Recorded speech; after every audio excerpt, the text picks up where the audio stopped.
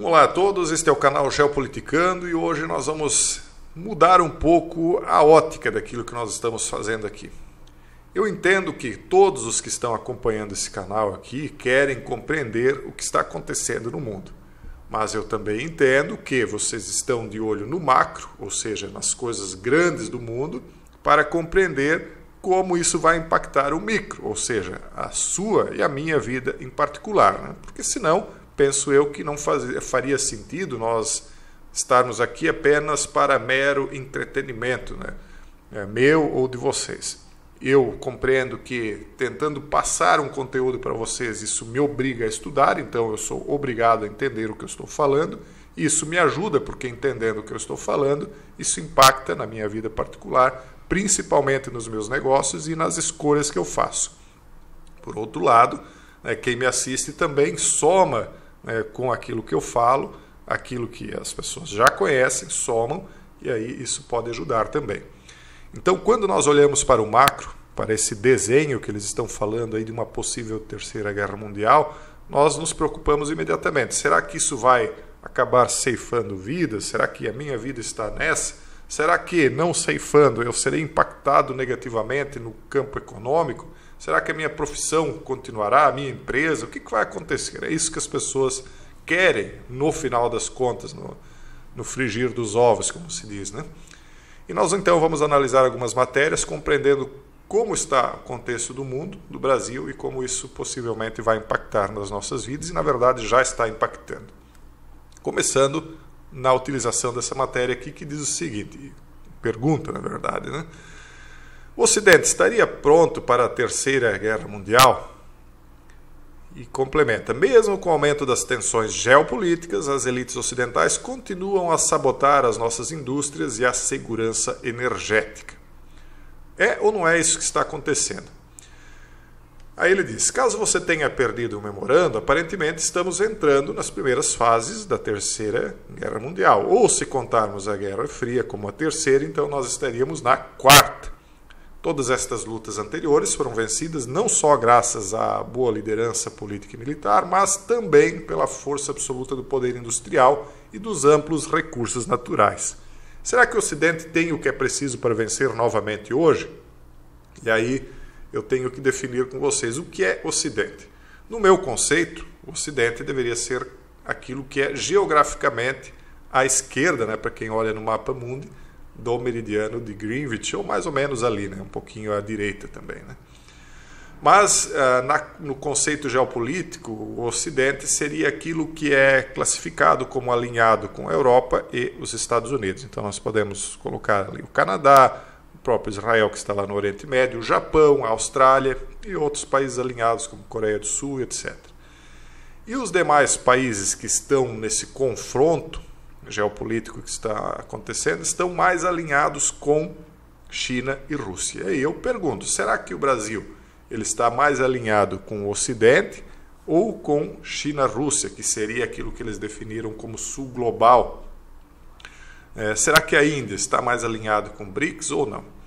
Ou será que está com um pé em cada canoa, considerando que o próprio Brasil tem as suas divisões internas e as suas opiniões próprias, né? E aí eles perguntam, será que o Ocidente hoje tem força industrial e amplos recursos naturais para um confronto com a indústria chinesa e os recursos naturais dos países alinhados com a China? Então, uma guerra mundial no século XXI colocaria o Ocidente e os seus aliados asiáticos, nomeadamente o Japão, a Coreia do Sul e a Índia, contra uma versão moderna do Pacto de Aço da década de 40. Desta vez, porém, a aliança é entre China, Rússia e Irã. Para enfrentar esta ameaça, a preparação é essencial, mas o mesmo acontece com o aumento do poder econômico do Ocidente, e rapidamente. E aí nós temos que compreender que o poder econômico diz respeito não só ao poder econômico do governo, mas ao poder econômico das famílias e das indústrias dos respectivos países. Caso o Brasil fique de fora disso, como aconteceu na primeira e na segunda, e como ele entrou apenas lá no final, de uma maneira até bastante superficial, caso isso aconteça, isso não vai impactar também o Brasil? Nós vamos ser impactados positivo ou negativamente? Tem uma outra matéria aqui que complementa essa informação dizendo o seguinte: Brasil receberá $1 bilhão em empréstimos do Banco do BRICS. Vocês já sabem, o BRICS compreende Brasil, Rússia, Índia, China, África do Sul e os outros países que estão querendo ingressar agora. Então a senhora ex-mandatária aqui do país, né, concedeu um empréstimo, que é presidente agora desse NBD, que é o novo Banco de Desenvolvimento do BRICS. Ela concedeu um empréstimo agora de $1 bilhão ao Brasil. O contrato foi assinado agora, no mês passado, com o ministro da Fazenda, Fernando Haddad. Ambos estavam em Marrakech.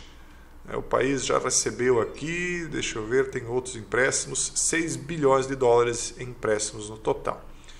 Quem é o grande fornecedor de recursos desse banco? O maior deles, certamente, é a China, que tem só em crédito do governo americano quase $1 trilhão. Ela chegou a ultrapassar $1 trilhão em crédito que ela tinha para receber dos Estados Unidos. E aí ela começou uma venda desses títulos, porque ela está em confronto com esse país, e ela tem recolhido dólares, né? Então os dólares ainda estão circulando e parece que uma parte deles está vindo para o Brasil e outros países aí que são fornecedores de recursos naturais para a fabricação. A China, todo mundo sabe, é um grande país industrial hoje, né? Isso significa que o Brasil está alinhado com a China numa eventual terceira G? Eu diria que não é isso que significa. Isso significa que, de momento, parece que é nesse caminho que vai, mas não necessariamente. Porque quando nós voltamos lá no passado e observamos as atitudes de Getúlio Vargas, a aparência das coisas era de que ele se alinharia com a Alemanha, com a Itália, até por conta das origens dele, né? Mas depois, nós vimos o que aconteceu, no final ele acabou se alinhando com Estados Unidos, Inglaterra e os outros países aliados, né? Então isso é um indicativo, é um indício, pode ser um indicativo e um indício, mas não quer dizer para onde o Brasil vai se jogar caso esse desastre aconteça com o mundo, né? E hoje cada vez mais pessoas dizem que isso vai acontecer. E a situação do Brasil é periclitante, né? Caso isso aí aconteça, né, nós vamos ver, na minha opinião, uma grande crise econômica eclodindo no mundo inteiro, que vai ser uma espécie de grande correção de ativos para um reinício de tudo, né? E isso então vai pegar o Brasil fortemente. Nós vemos aqui uma série de notícias trazendo bons presságios, as pessoas estão animadas, investindo na Bolsa mais uma vez, achando que as altas vão continuar. Mas só que se nós pesquisarmos e garimparmos com um pouquinho mais de afinco, nós vamos nos deparar com esse tipo de notícia aqui, que mostra uma realidade muito maior. Veja só, 41,4% dos MEIs, que são os micros e pequenos, os microempreendedores individuais, que são aquela sementinha de empresa, né? 41% deles estão inadimplentes com a Receita Federal. Só que o valor do imposto que eles pagam é ínfimo. É algo que nem se compara com as empresas dos empresários de pequeno porte ou as limitadas. Ora, se eles estão inadimplentes com esse pouquinho, imagine, né, então como estão as demais empresas, né? Mais de 6,4 milhões de MEIs estão inadimplentes há pelo menos um mês com a Receita. De acordo com o Fisco, com base em dados de agosto desse ano, são 41,4% das pessoas. Houve uma queda em relação ao mesmo período do ano passado, quando o contingente estava em 48,3%. Então aqui ó, é como está a situação agora, 2018 era 51%, depois 49%, foi para 28% naquela época onde houve aquela enxurrada de dinheiro, voltou para 48% e agora está em 41%. É muita gente inadimplente, né? Os estados do norte lideram a inadimplência, a maior inadimplência está com o Amapá, e aqui em Santa Catarina apenas é o menor, né? Menor inadimplência, 31,4%. Eu não sei dizer o que acontece no Amapá, a gente não vive lá, não sabe como é a economia exatamente no Amapá. A nossa situação aqui geralmente é assim, por exemplo, aconteceu a enchente. Aí muitas pessoas são afetadas, só que o pessoal aqui tem uma mentalidade de formiga. Imagine quando você joga, quando criança, né, joga água dentro de um formigueiro, não água fervendo, joga água só para ver desmanchar o formigueiro. No dia seguinte você vai lá, o formigueiro está montado. Então as pessoas não param, né? A água vem, destruiu, no dia seguinte já estão construindo de novo. No terceiro dia veio a água, no quarto estão construindo de novo. Então, mas mesmo assim é muito alta a inadimplência, muito forte. Mesmo com todo esse afinco aí em torno do trabalho, 1/3 dos catarinenses aí das MEIs estão inadimplentes. Isso se reflete em outras situações aqui. Por exemplo, pequenos negócios representam 88% do total de empresas inadimplentes. E aí agora nós abrangemos mais do que as MEIs, todos os pequenos negócios. O indicador do Serasa Experian mostra que 6,59 milhões de empresas estão com dívidas em atraso no mês de agosto. Então não é só a receita, são os fornecedores, são muitas vezes funcionários. Então a situação não está boa. Micro e pequenas empresas, 88% dos negócios, né, são pequenos negócios. Só que o Brasil ele é baseado em pequenos negócios. São muito poucos aqui que são grandes empresários que realmente puxam a economia para cima. O resto é tudo pequeninos. Até porque o sistema brasileiro é tão burocrático e tão pantagruélico, né, no sistema de tributos, e não é desse governo, sempre foi, que sufoca, né? A empresa nunca consegue crescer. A pessoa abre uma empresa aqui, fica 3, 4, 5 anos, ela já se acaba, vai à falência. Aí o cidadão daqui a pouco está abrindo outra na frente, no outro ramo, e assim as pessoas vão fazendo.